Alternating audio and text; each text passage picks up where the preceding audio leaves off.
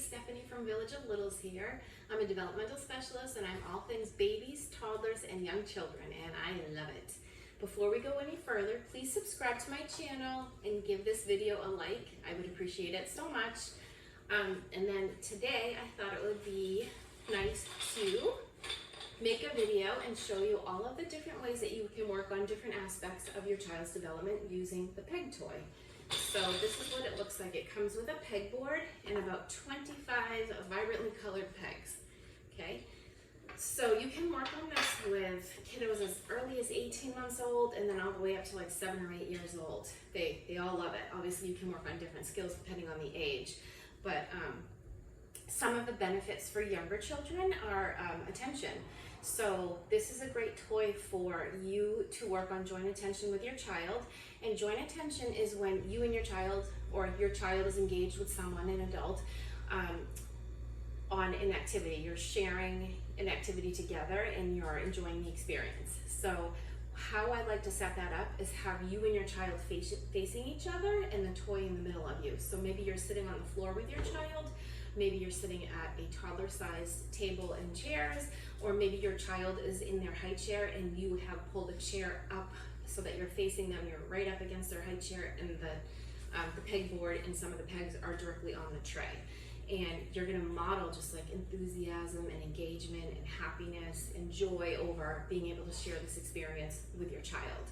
And another thing that you're going to do is put your phone on silent, make sure like it's out of sight, out of mind.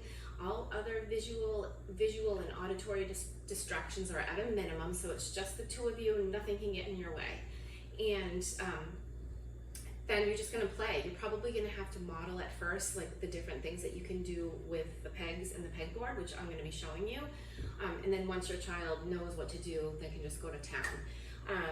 But so the benefits of this toy obviously are fine motor. So your child is going to be working on their finger strength, their eye-hand coordination, their visual spatial skills, and their visual motor skills, and cognitive skills, right, with the attention. Older children, like closer to the age of 3, you can work on color names, color recognition, sorting, and even counting.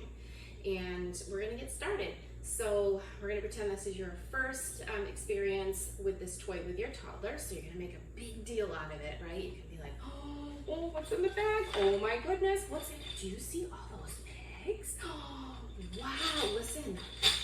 They love the noise of the pegs, so just shake it. You're trying to like get their attention and like make them excited about it. And then, so a couple different things you can do. You can push the pegs in. There's like, I don't know, all these holes, like 20 holes. So you can just like fill in a few of them. And while you're doing that, so you're probably modeling it at first, like do the first 2 or 3 on your own and then see if your child can do it. But make sure that you are pairing the physical actions of pushing the pegs in with action sounds and words. So for example, you're going push, push, push. Do you want to try? It's your turn. And just act like so excited and so happy. And you may have to do hand-over-hand assistance at first because they might have a hard time figuring out like what to do. Like their brain may be having a hard time like sending the message to the finger muscles and the eye muscles and all that of like exactly like what to do. So you can just help them at first and then they'll get the hang of it after a while.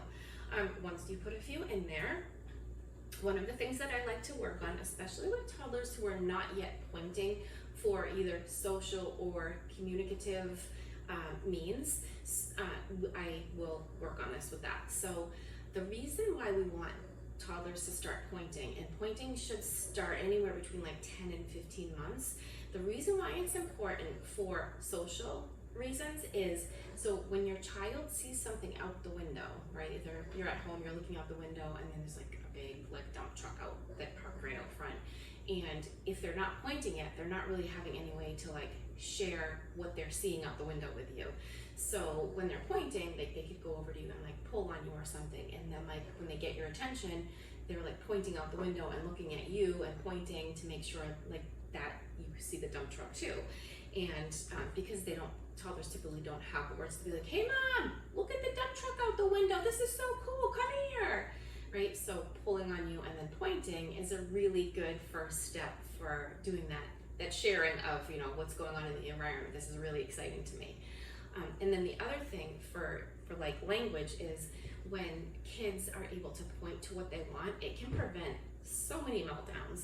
So for example, if your kid's not able to point yet and they're starving and they don't know how to tell you that they're hungry and they want a snack, they can just like cry and you don't know, you know, you'll probably figure it out obviously, but it'll be easier if they can point to the snack cabinet and then you're, oh, you want a snack, okay. So that's why we like to get kids pointing. Pointing also can help kids do a neat pincer. So picking up Cheerios and picking up Puffs is easier when kids are able to utilize a neat pincer grasp. So it helps with their adaptive skills, their self-feeding skills, which is another important milestone. So what you're gonna do is probably, again, have to model it at first, right? You're gonna be poking a couple of them out and you're gonna be saying poke, poke. So you're pairing an action sound with the physical action. And then when it's your child's turn, what I would do at first is just loosen up some of the pegs so that they're successful and it motivates, I loosen that one up a little bit too much, motivates them to want to continue doing it. You may have to use that hand over hand assistance again to help them poke the peg out. And warning, they're probably going to want to poke it out with their thumb because that's easier, but you just have to be persistent and not let them do that. So just keep putting their thumb in, helping them that hand over hand with the pointing, and then pushing the peg out.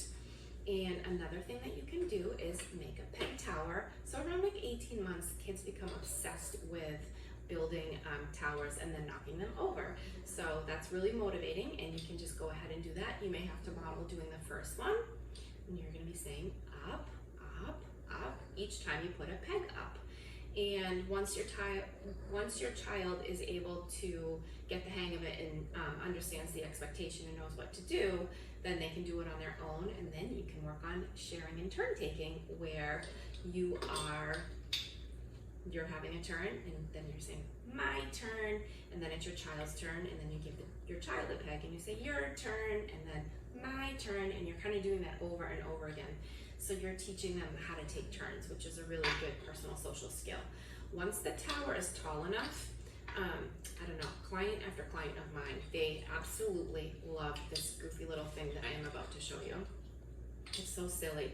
So when the tower's tall, I start going like, oh, whoa, whoa, it's gonna fall, and I make it wobble back and forth, and I'm like, whoa, whoa, whoa, and then I make sure to like move my body like in the same way that the tower is going, and then when the tower falls over, like if I'm sitting on the floor, like I'll kind of fall over too and go boom, crash, and I get belly laughs from that. So toddlers just love it when you're silly. The goofier you are, the better, and that also helps with engagement and sustaining the engagement and attention. And if you do notice like that your toddler's kind of getting a little bit like distracted, like they're trying to like wander away or something, just do something unexpected, like put a peg on your head and be like, have you seen the red peg? Have you seen a peg? I don't know what happened to it. I just had it ready to go. And then like they might like point to your head or look up there, and then you're gonna be, oh, it's on my head. And then you can just sneeze it off, like go, achoo. That's another goofy little thing that gets lots of belly laughs. Or you can take a peg and hide it in their shirt. So this is if they're getting a little bit distracted and you want to bring them back to the activity. Hide the peg under the sleeve of their shirt or like in their sock and be like, peg, where are you? And then they'll look for the peg, and they love that, and they're probably going to make you do it like 1,000 more times. So those are some of the things that you can do with this peg toy. It's fantastic. Kids love it. I love it.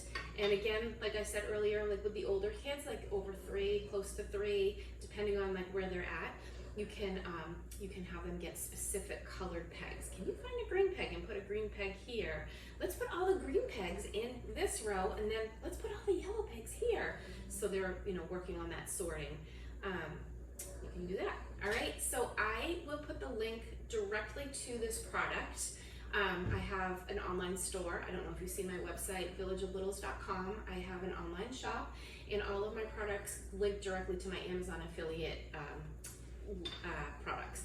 So I'm going to put a link in my bio on YouTube, and that will bring you directly to the product, and you can just like one click and you can buy it if you'd like. All right.